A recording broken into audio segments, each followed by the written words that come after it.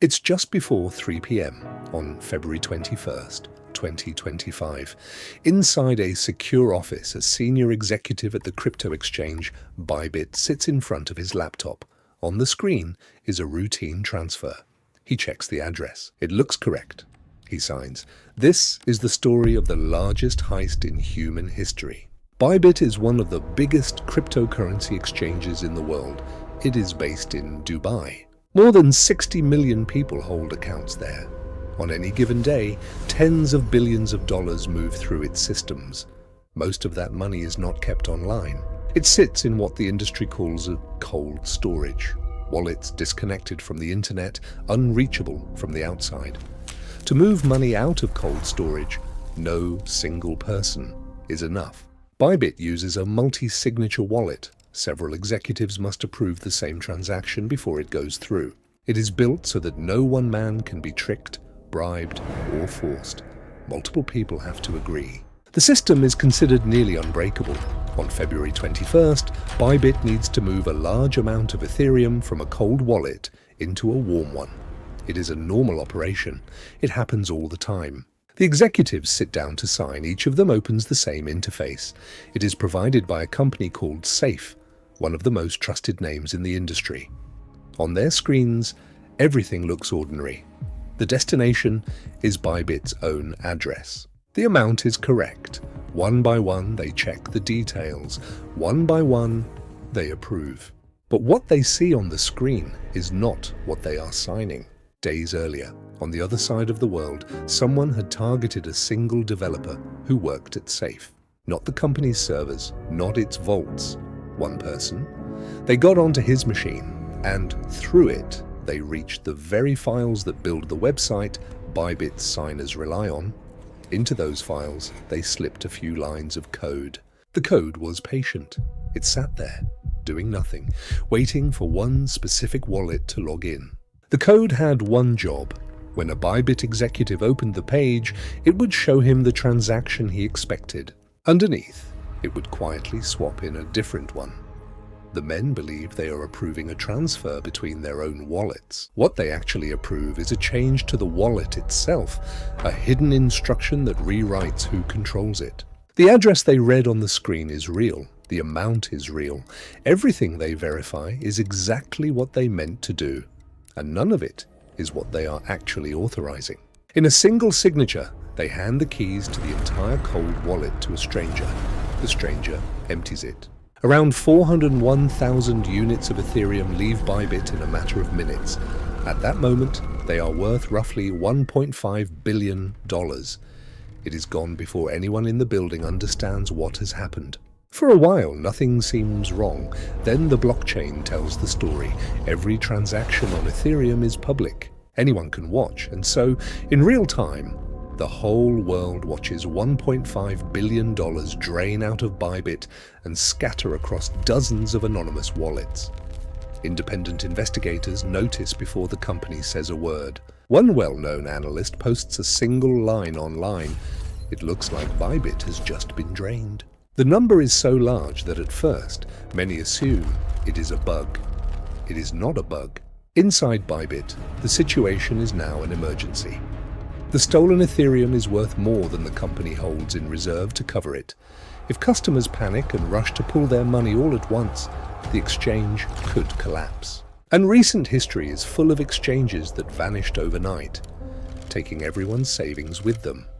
The industry still remembers the last time a giant fell. Its customers never got whole. Bybit's founder is a man named Ben Joe. That evening, instead of going silent, he does the opposite. He goes live. On camera for hours, he confirms the hack. He tells customers their money is safe.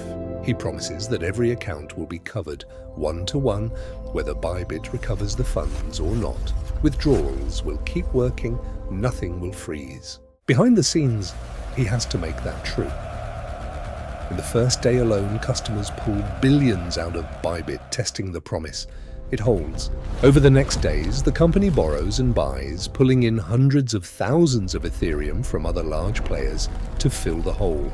Within roughly 3 days, the reserves are whole again. The bank run comes and it breaks against the wall, but the money is still gone. And now the hunt begins. Investigators trace the stolen Ethereum across the blockchain. The thieves do not sit still. Within minutes of the theft, the funds are already moving, splitting, bouncing between wallets, converting, layering transaction on top of transaction.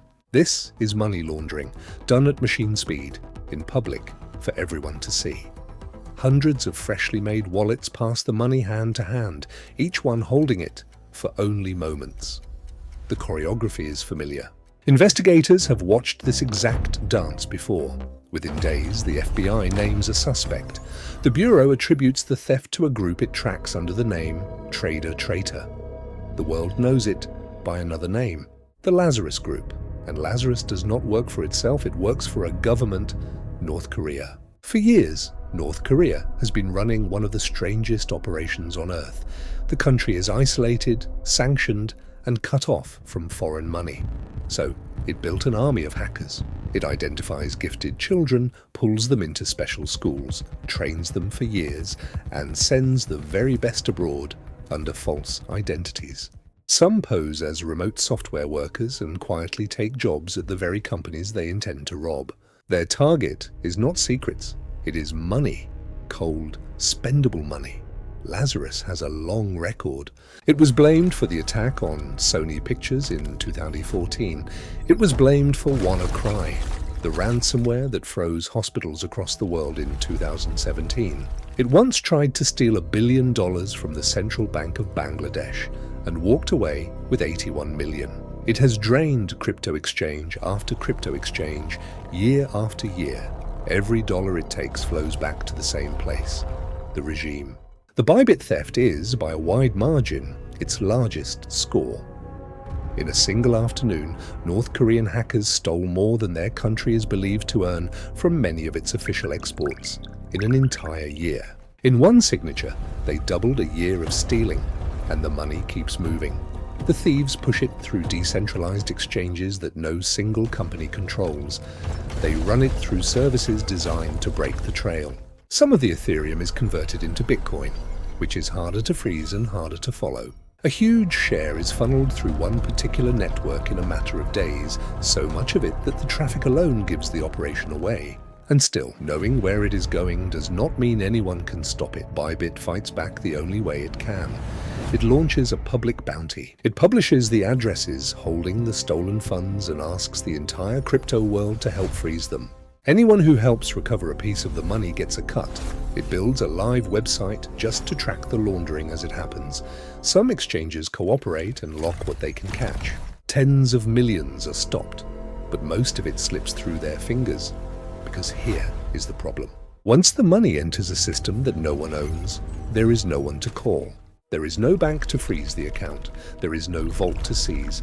There is only code, running exactly as it was written, moving value for anyone who holds the right key. The very thing that made crypto attractive is the thing that makes it impossible to claw back. Weeks pass. The stolen Ethereum keeps dissolving into the network. Investigators keep tracing. By their estimates, within just 10 days, the great majority of it is already beyond reach, washed clean, converted, spent. And spent on what? That is the part that turns a heist into something else.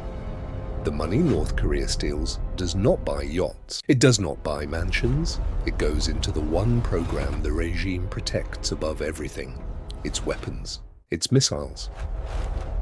According to United Nations investigators, stolen cryptocurrency has become one of the main ways North Korea funds the development of the very arsenal the world has spent decades trying to stop.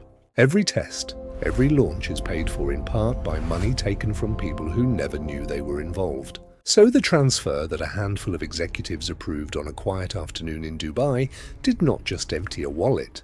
It moved a fortune from a company most people had never heard of into the budget of a nuclear-armed state. No one has been arrested. The developer's computer, the injected code, the vanished Ethereum, all of it traces back to people the West cannot reach in a country that does not answer the phone. And the method is what should frighten everyone. Bybit did nothing careless. Its wallet was cold, its signatures were multiple, its security was, on paper, among the best in the industry. The thieves did not break the vault. They changed what the men guarding it could see. They turned the exchange's own executives into the instrument of the theft, and every one of them believed he was doing his job. The exchange survived. The customers were made whole. On the surface, the story has an ending, but the money is still out there, still moving, still being turned into something the world is trying to prevent. The people who took it have never been named, never been caught, and are believed to be working through their next target right now. And they have already proven the one thing that matters. The strongest wallet in the world is only as safe as the screen you sign it on.